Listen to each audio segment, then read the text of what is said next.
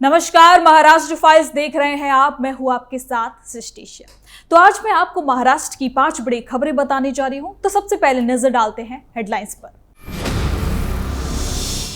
देवेंद्र फडणवीस का राहुल गांधी पर हमला, कहा कांग्रेस दिशाहीन पार्टी, महिला आरक्षण पर पाखंड।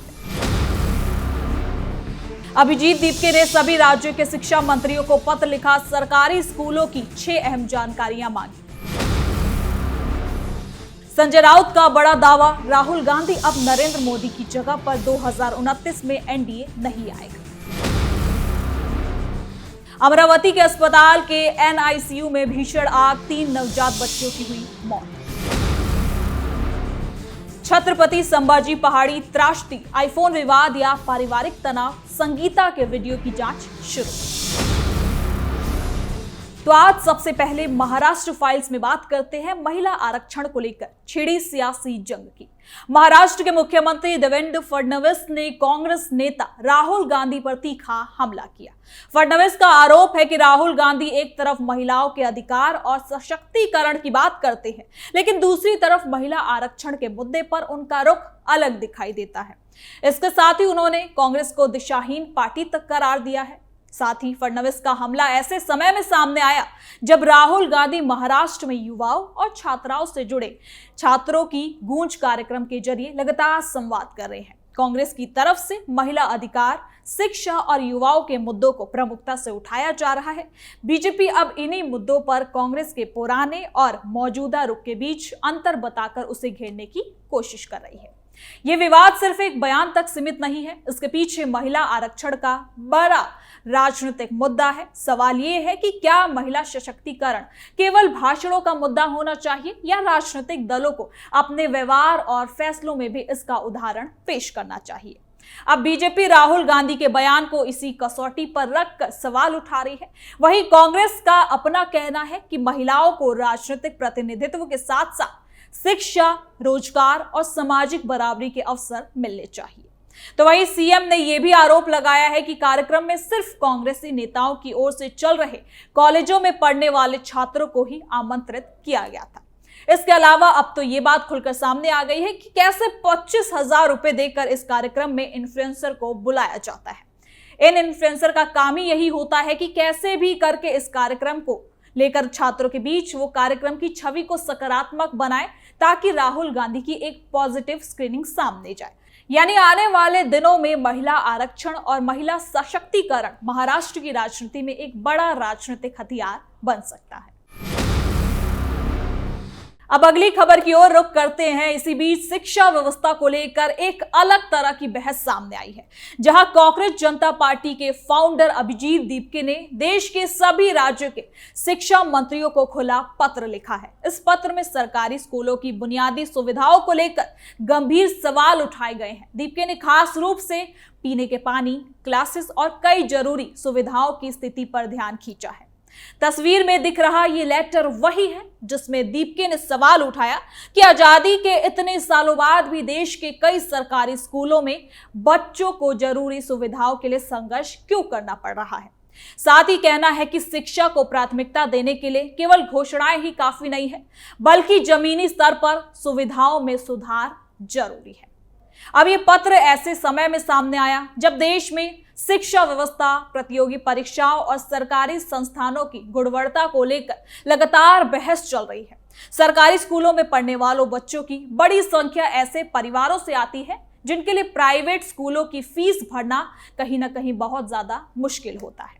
ऐसे में सरकारी स्कूलों की स्थिति सीधे तौर पर गरीब और मिडिल क्लास के बच्चों के भविष्य से जुड़ जाती है। इसलिए सवाल केवल स्कूल की बिल्डिंग या पानी की सुविधाओं का नहीं, सवाल ये है कि क्या हर बच्चों को अच्छी शिक्षा और सम्मानजनक माहौल मिल पा रहा है। अगर नहीं तो जिम्मेदारी आखिर किसकी है। अब बात उस राजनीतिक बयान की जिसने महाराष्ट्र में बीजेपी और विपक्ष के बीच बहस को और ज्यादा हवा दे दी है। शिवसेना यूबीटी सांसद संजय राउत ने राहुल गांधी को लेकर बीजेपी पर निशाना साधा है। संजय राउत लगातार राहुल गांधी के समर्थन में बयान देते रहे हैं और विपक्षी एकजुटता के संदर्भ में राहुल गांधी की भूमिका को मजबूत बताते हैं।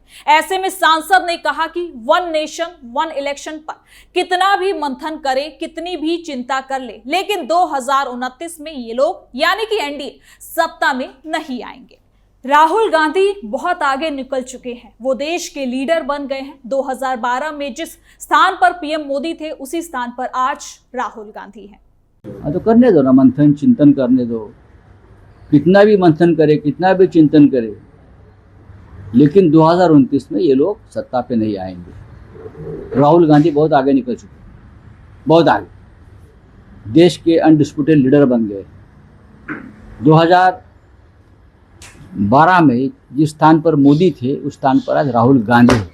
संजय राउत का ये रुख महाराष्ट्र की विपक्षी राजनीति में भी अहम मानी जा रही है, तो वहीं दूसरी तरफ बीजेपी लगातार राहुल गांधी को लेकर आक्रामक रुख अपना रही है। एक ओर फडणवीस महिला आरक्षण के मुद्दे पर सवाल उठा रहे हैं, तो दूसरी ओर बीजेपी राहुल गांधी की राजनीतिक रणनीति और उनके बयानों को लेकर लगातार हमला कर रही है। अब अगली खबर आपको बता दें कि राजनीति से अलग सोमवार की सबसे दर्दनाक खबर अमरावती से सामने आई। यहां सरकारी अस्पताल के एनआईसीयू में तड़के आग लग गई। इस हादसे में 3 नवजात बच्चों की जान चली गई, जबकि कई और बच्चों को सुरक्षित बाहर निकालकर दूसरे अस्पतालों में पहुंचाया गया। जानकारी के मुताबिक आग करीब सुबह 3:15 के आसपास एनआईसीयू के उस हिस्से में लगी जहां गंभीर और नवजात बच्चों का इलाज चल रहा था। अधिकारियों के मुताबिक वहां मौजूद कई बच्चों को बचाया गया, लेकिन 3 नवजात बच्चों की जान नहीं बचाई जा सकी। घटना के बाद पूरे इलाके में मातम का माहौल बन गया।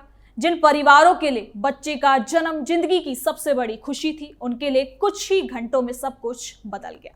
तो वहीं इस मामले में महाराष्ट्र के मुख्यमंत्री ने हाई लेवल जांच के भी आदेश दे दिए हैं। प्रशासन आग लगने की वजह और अस्पताल की सुरक्षा व्यवस्था की जांच कर रहा है। अब आज की आखिरी खबर आपको बता दें कि इसी बीच महाराष्ट्र के छत्रपति संभाजी से सामने आई एक दूसरी दर्दनाक घटना ने भी लोगों को झकझोर दिया है। एक परिवार के 3 लोगों की पहाड़ी से गिरने के बाद मौत हुई। शुरुआती जांच में आईफोन की किस्तों को लेकर घर में हुए विवाद का जिक्र सामने आया। पुलिस अब इस मामले के हर पहलू की जांच कर रही है। आपको बता दें कि 21 अगस्त के एक वीडियो में कोड़ाल चंदगुडे को खाई के किनारे खड़े होकर आत्महत्या की धमकी देते हुए देखा गया। उसके पिता मुरलीधर और मां संगीता घंटों तक उससे पीछे हटने के लिए मनाती रही। फिर उसके पिता ने उसे बचाने के लिए उसका हाथ पकड़ा, लेकिन दोनों का पैर फिसल गया। पति और बेटे की मौत से दुखी संगीता ने भी वही खाई से छलांग लगा दी।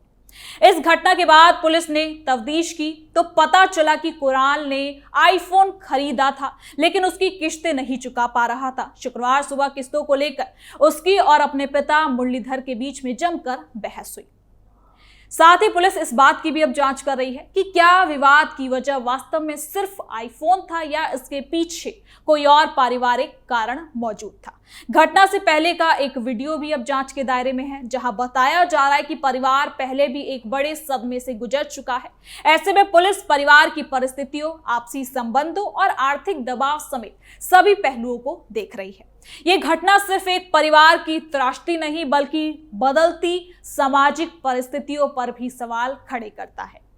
महंगी चीजों की चाह, आर्थिक दबाव, पारिवारिक तनाव और बातचीत की कमी कई बार बेहद गंभीर नतीजों तक पहुंच जाती है। हालांकि इस मामले में वास्तविक कारण जांच अभी कहीं ना कहीं वो जांच के बाद ही सामने आएगा। अब देखना होगा कि इन मुद्दों पर राजनीति कितनी आगे जाती है और प्रशासनिक स्तर पर कार्रवाई कितनी प्रभावी होती है, क्योंकि बयानबाजी कुछ दिनों तक सुर्खियां बना सकती है, लेकिन जनता को आखिरकार नतीजे चाहिए। तो महाराष्ट्र फाइल्स में इतना ही। देखते रहिए कैपिटल टीवी। धन्यवाद।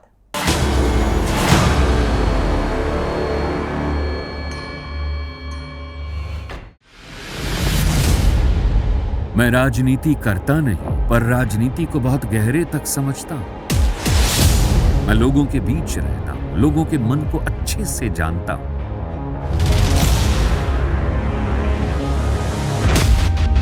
पब्लिक और पॉलिटिक्स की हर नब्ज को खूब पहचानता हूं। संघर्ष की सियासत से सत्ता के सिंहासन तक मैं हर खबर से खरा सच निकालता हूं। ना कोई दौड़, ना कोई race. Capital T, Uttar Pradesh.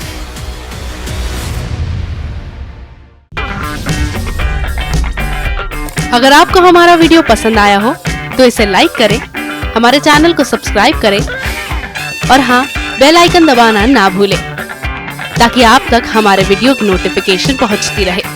आप अपना सुझाव हमें कमेंट बॉक्स में दे सकते हैं। हमारे साथ जुड़ने के लिए शुक्रिया।